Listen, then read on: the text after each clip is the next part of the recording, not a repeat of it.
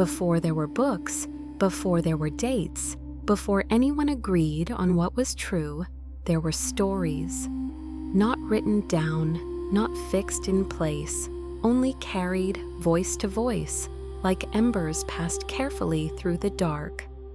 These stories were not ornaments, they were necessities. They were the first tools humans used to face a world that did not explain itself. Long before there were measurements, maps, or methods, there was uncertainty, and uncertainty demands a response. We often speak of folklore, myths, and legends as if they belong to childhood or fantasy, pleasant diversions from reality, artifacts of a less informed age. But for most of human history, they were reality's primary language.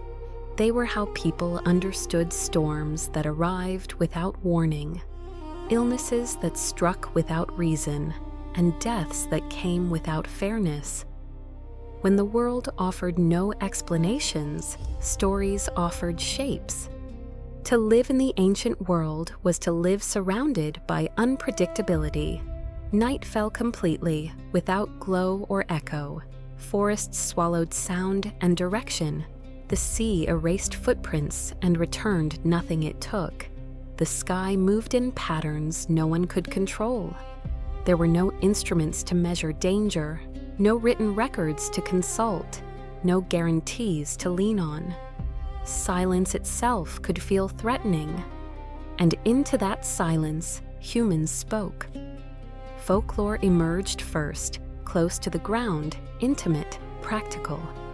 These were stories shaped by daily life and repeated until they fused with habit. They lived in kitchens, fields, crossroads, and firesides.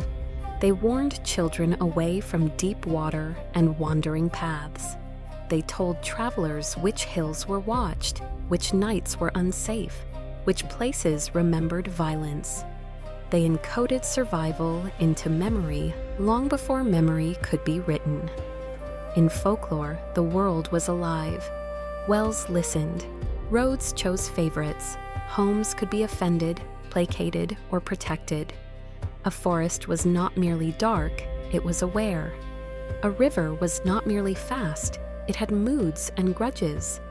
These beliefs were not childish misunderstandings, they were behavioral systems. If a place had intention, you treated it carefully. If the night watched you, you stayed together. Folklore turned invisible danger into visible presence. Folklore also served another purpose. It bound communities together. Shared stories created shared expectations. Everyone knew which rules mattered, even if no one could explain why. Customs survived because stories made them meaningful. Memory lived in repetition, and repetition turned belief into instinct.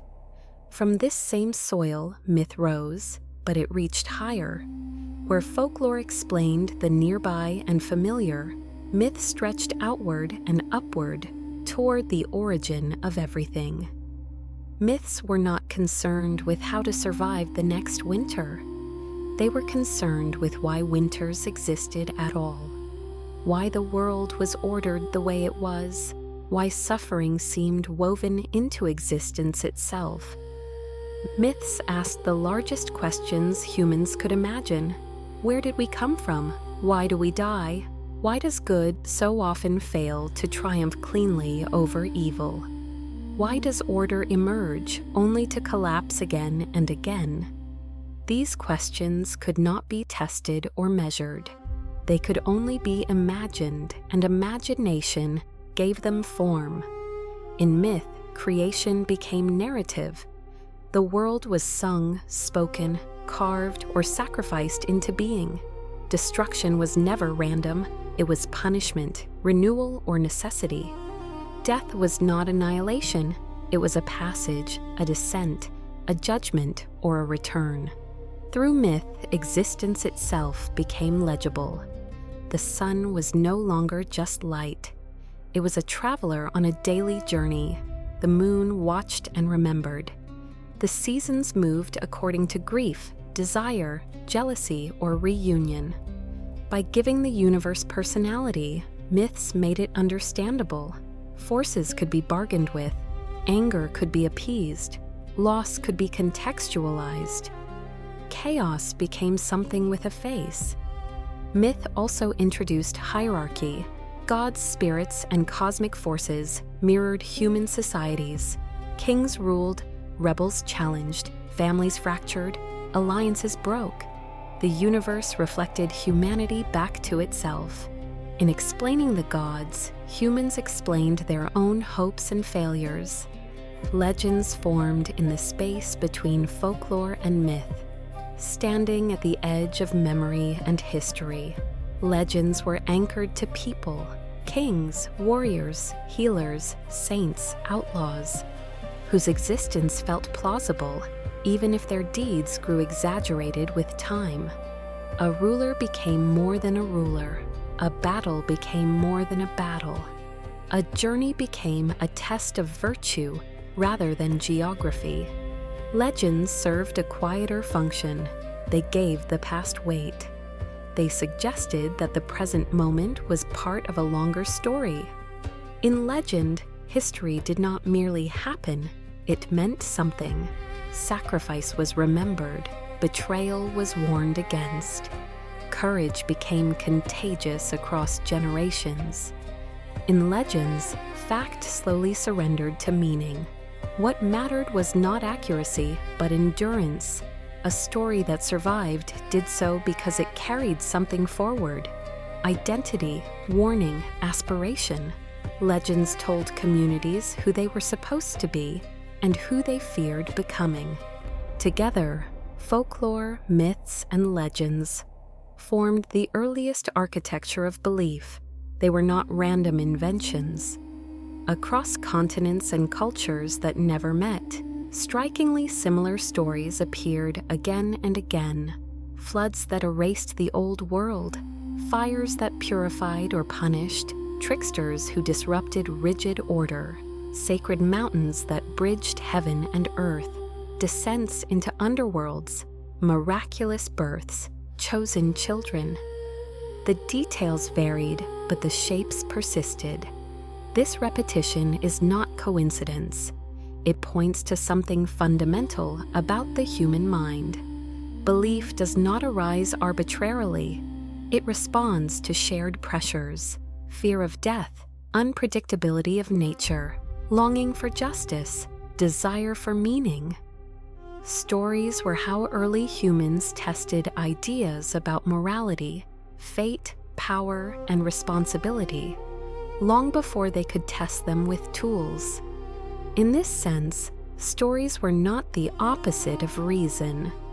They were reason's earliest ancestor.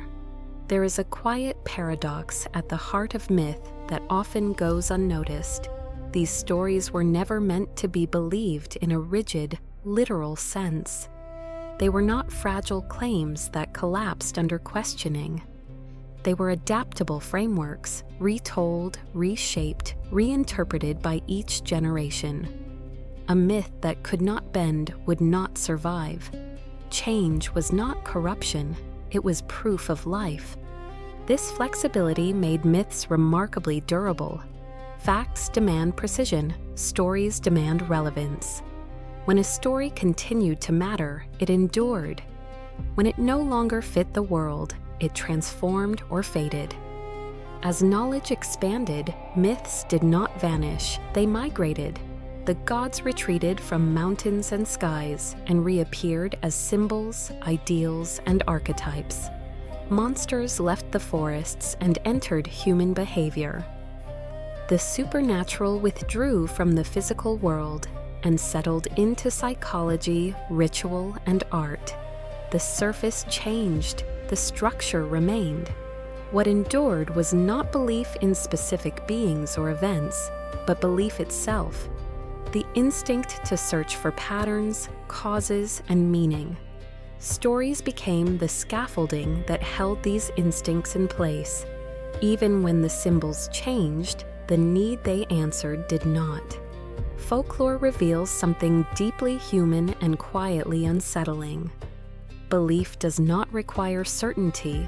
In fact, belief often thrives without it. Stories allowed people to live with unanswered questions without paralysis. They made uncertainty survivable. They gave shape to fear without demanding its elimination. This may be why, even now, long after many mysteries have been mapped and measured, humans still reach instinctively for story. We tell stories to process grief. We tell stories to explain injustice. We tell stories to frame love, sacrifice, and hope. When facts feel insufficient, narrative steps in, not to replace knowledge, but to accompany it. Folklore, myths, and legends were not failed attempts at science. They were successful attempts at meaning. They helped people decide how to live when control was limited and knowledge incomplete. They shaped moral instincts, communal bonds, and personal identity long before written law or recorded history. They also remind us that belief is not something humanity outgrew. It is something humanity refined. The language changed, the symbols evolved, but the impulse remained.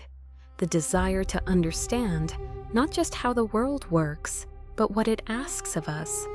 When we listen closely to these stories, we are not overhearing superstition. We are overhearing humanity thinking out loud, trying to understand existence using imagination, memory, and belief as tools. We are hearing the earliest conversations about what matters, what endures, and what must be faced together. Folklore, myths, and legends are not echoes of ignorance.